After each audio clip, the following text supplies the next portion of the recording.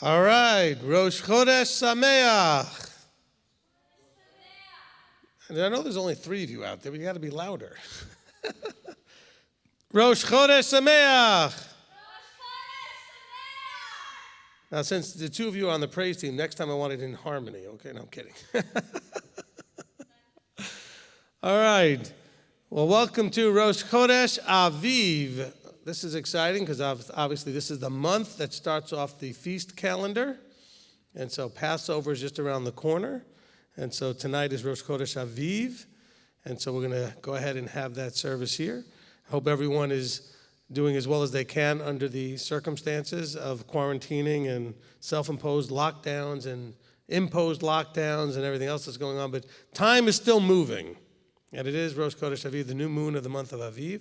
And so this is going to be, for those of you that are new, we're going to have it be completely slide-driven or screen-driven. So you're going to be watching the slides. And you can participate at home by reading along. Now, some of it will say leader and some of it will say everybody. We're just pretty much going to go ahead and read everything. Just go ahead and read everything and it'll be fine. Okay? We'll begin with the sounding of the silver trumpet.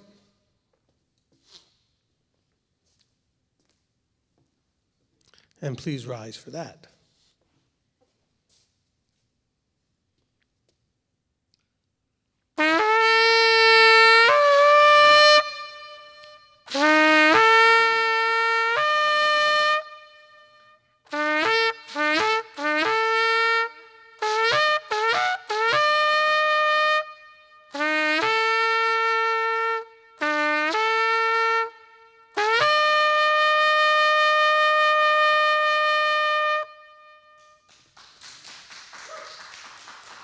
Amen. Amen.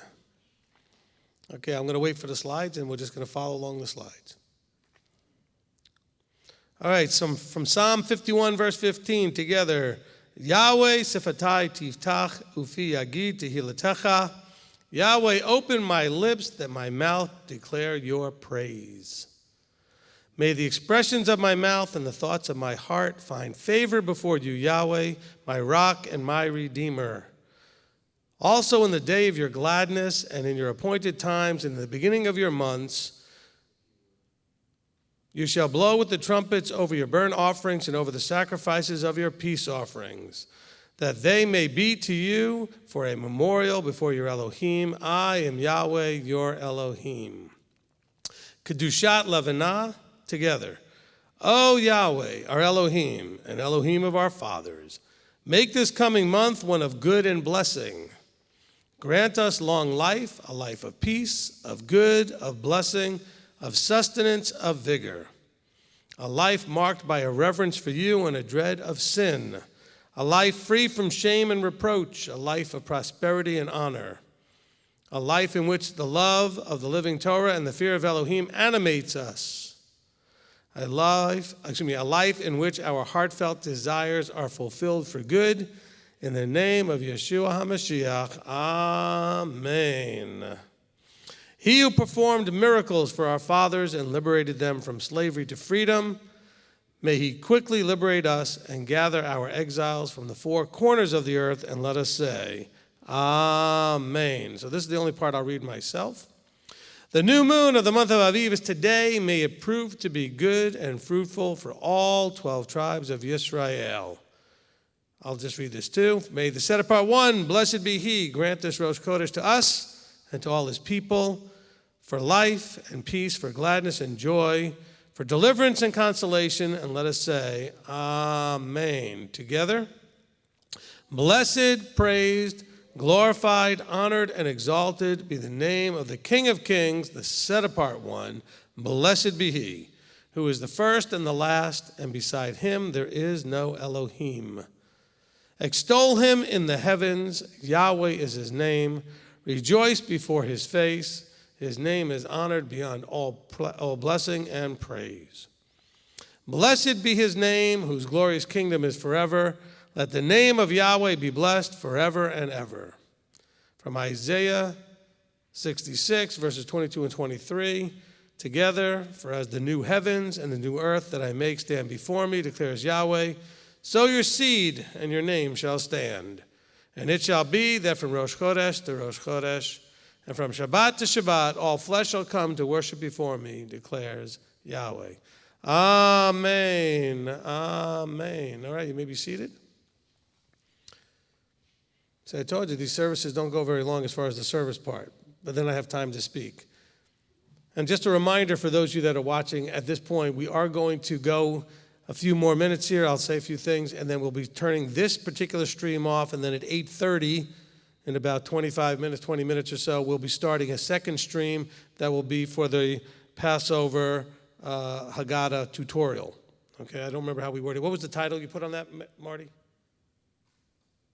you remember? Do you remember the title you put on that slide?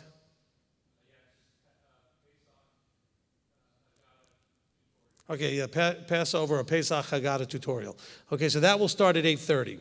So now let's talk about this. Okay, every month we do get an opportunity, and I talk about this at all the Rosh Chodesh services, that we have an opportunity to turn the page, so to speak. Okay, we have an opportunity to start afresh. We can put aside all of the things that came up to this point and be optimistically anticipating what we're going to be able to go, how we're going to go forward. This Rosh Chodesh has a little bit of an extra element to it because it's also the beginning of a calendar, the calendar of the feasts. And if you've been listening to me teach for a while, you know there's more than one calendar in Scriptures, but this is the one where we count time in relation to feast keeping. So this is the first of the calendar year for feast keeping. All right? So it's very exciting. So now you not only do you think about the cycle of month after month, but also year after year. And we're also told when it comes to things like the feasts, specifically with Passover, that we examine ourselves. And so we certainly want to take the time to examine ourselves and make sure that we are prepared and ready for the upcoming feasts. And this one would be Passover and unleavened bread. Okay? And as part of that preparation, we should be making sure that we are getting all leaven out of our lives and out of our houses. If you want to understand leaven from a physical sense, listen to the Passover Q&A part 1. If you want to understand leaven from a spiritual sense, listen to the teaching called, you ready for this? Get out the leaven. I know, you never saw that coming. Okay. So we have those two teachings should help you with both the physical and spiritual understandings of leaven. If you've not heard Get Out the Leaven, it is not your standard teaching that leaven is sin. Leaven leads to sin, but it is not specifically sin as people would normally think, okay? All right, because you know what? We do make an effort all the time, hopefully, I'm hoping we do anyway, to get to get sin out of our lives. But sometimes we forget there's underlying causes to the sin, and one of them is hypocrisy. Okay, and that's when Yeshua says that he was telling them when he said, beware the leaven of the Pharisees and the Sadducees, he was talking about hypocrisy. Okay? He specifically says that to us. So this is an important time as we go through the cycles where we get to examine ourselves, and that's when you want to do the cycle that we talk about. You look at the past, you learn from it, you adjust as you need to in your life, right? You learn from it, you release the things that you need to release as far as forgiving yourself, forgiving others, and then in the present, we make the necessary adjustments. And we now walk out based on the new wisdom, hopefully we gleaned from going through the life period that we just went through, another month, another year. With that amount of time passing, we should be gaining wisdom. And that's where we make the adjustments. And then we look optimistically to the future. We plan for the future. All right? So look at your past, learn from it. In the present, you're going to make the adjustments based on what you learned. And then we're going to plan with all that information that we have and that knowledge. We're going to plan for our future. Okay, and that's where the feast program is such a great program that the Father put in place, because the feast program actually teaches us his plan. And so as we start this cycle, some of you have been through many of these cycles. For some, it's the very first time you're going through this cycle. Well, for those of you that are brand new, it's an exciting journey. For those of you that are not so brand new, it's an exciting journey. Did you catch the subtle difference there? There wasn't any. Okay? Don't let it not be an exciting journey just because you've done this. Some people in our congregation have done this 30, 40 times. That's a lot of times. But every time should still be an exciting journey to refresh and renew the understandings of the plan of Yah. And that's why we have another teaching that you should be looking at called the appointed times of Yahweh, which explain where these feasts fit into that plan and how they describe his plan. So I think that's really important. So an encouragement here, as we go through this Rosh Chodesh service, take this time, as always, take some time to yourself where you can sit back and actually examine yourself and ask the question, have I learned anything since last month? If so, what do I need to do to adjust in the present? Is there anything that I've recognized that I'm still doing that I shouldn't be doing anymore, that I don't know why I'm still doing it, but I'm still doing it? Is there any progress you've made that you can give yourself encouragement and say, oh, look, I've come a little ways. I'm a little bit more Yeshua-like now than I was before. And don't expect full transformation. You have a whole life to make that. But you should be able to identify and see that you've made some transformation. And if you haven't, don't get discouraged. Don't beat yourself up. Just redouble your efforts this month to go forward and to work on the transformation process. Okay, so this is the kind of stuff that marking of time is important for. I mean, time moves, whether we mark it or not, but it's so helpful for us who live within a dimension called time to mark it, because it gives us a way to have an idea of how we're doing within the context of the life that he gives us to lead. I said to leave. Well, he gave us a life to leave, too. Eventually, we're going to leave this life. And so it's during the time that we have that we work on whether or not we're going to leave it successfully or not. Okay? And so as we're going through this process, let's always take full advantage of time. Now, we're dealing with this particular time that we live in. We're dealing with a virus, a pandemic. And that pandemic has caused some negative things for people. You know, people are not working maybe, or their jobs are in challenge, or they're stuck at home with their kids and they're not used to that, or spouses are not used to being, there's a lot of challenges. But also a lot of blessings. You're stuck at home with your kids, you're stuck at home with your spouse. These are blessings and they're, challenges. But you have more time. Instead of stressing about it and doing nothing but watching the news and watching, people's posts about it and everything else all over Facebook and wherever else you're looking, why don't you utilize the time? You can utilize the time to, spend, in Scripture it talks about meditating on the Word. Well, how about just meditating in general? I don't mean it from an Eastern philosophy. How about finding some time to be quiet and let Him speak to you a little bit? I don't mean like hear a voice, but just find that place of quiet. Calm your mind. Deactivate, but disconnect. Disconnect from all the electronics. We are so hyper-stimulated. I try to explain to my children who have I don't know what kind of a hard time they might have with it, to explain that we didn't have these. We didn't have cell phones, tablets, computers, internet, cable. Didn't have any of that stuff. We had radio. And it wasn't digital either. It was with a tuner that you had to barely figure out how to get it just right or the station wouldn't come in.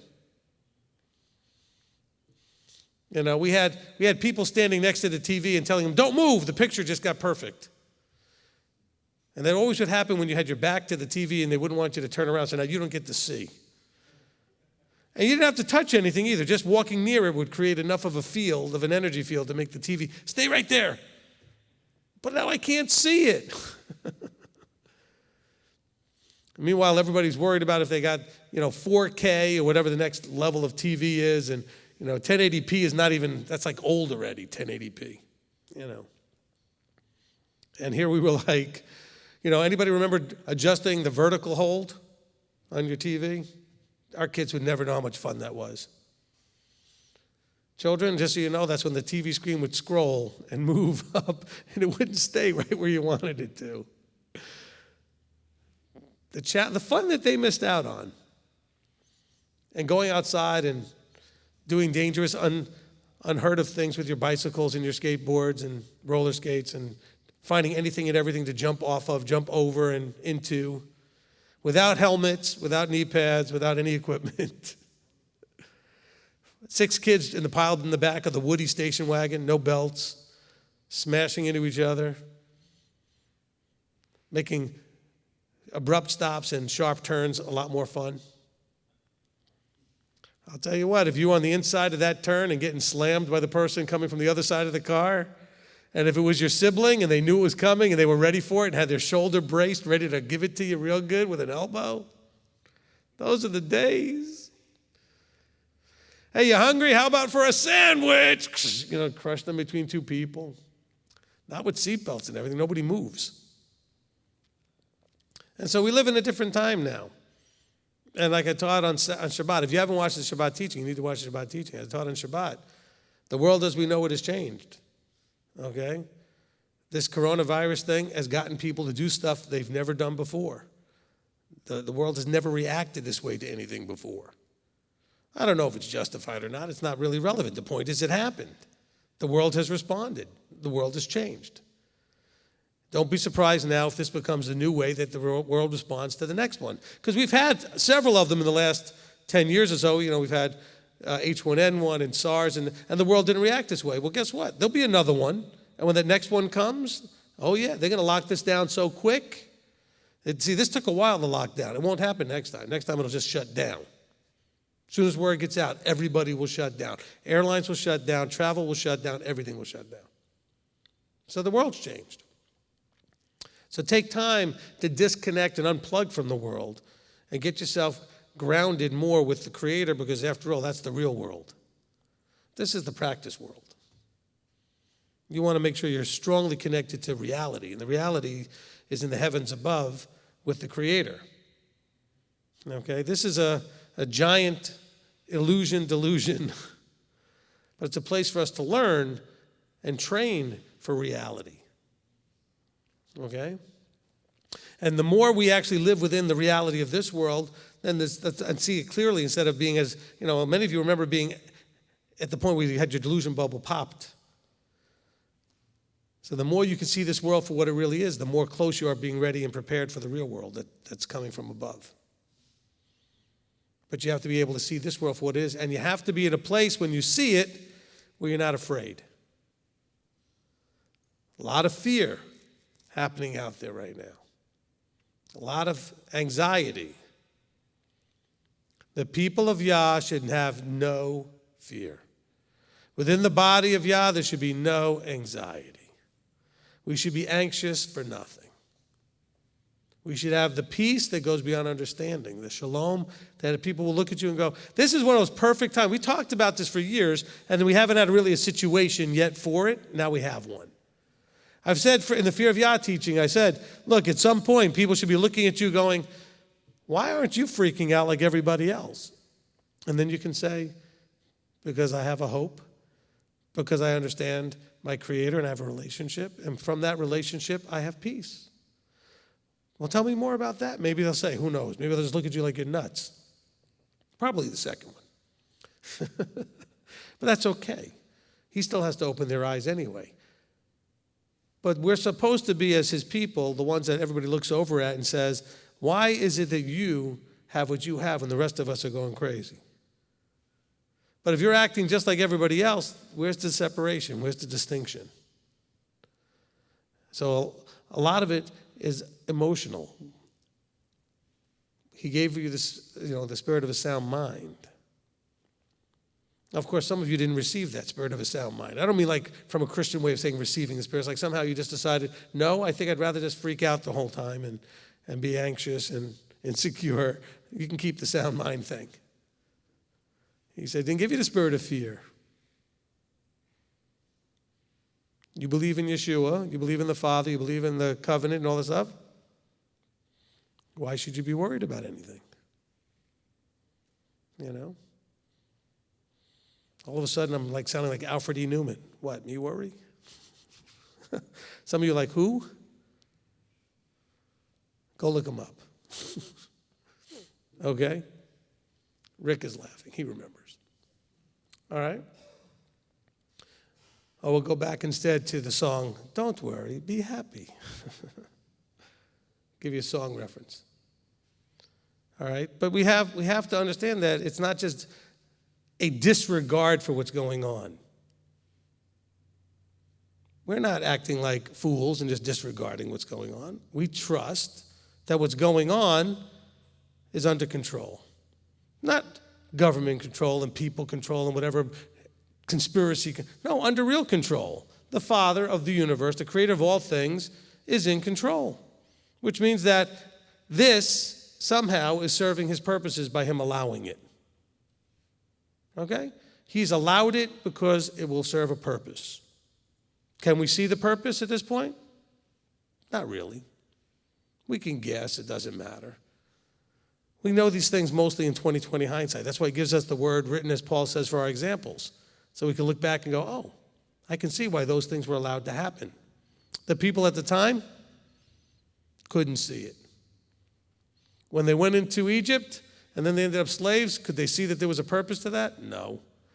When Assyria came and took the northern kingdom, could they see the purpose to that? No. With the flood, could they see the purpose of that? No.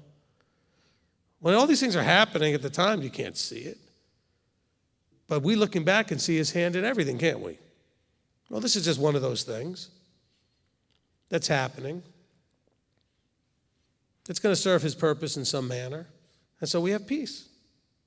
We have shalom. And so that's my encouragement as we go into this Rosh Chodesh, this new month, also this new year, that you endeavor to find a way to release all the fear, the doubt, and the anxiety, and fully embrace the emunah, the faith, trust, and belief, and the shalom. So with that, I say, Rosh Chodesh Sameach. If we're still on, we can bring people up here if you want to wave. Are we still on back there? Okay. Anybody want to come up and wave? Because we're going to close this up. It's almost 8:30.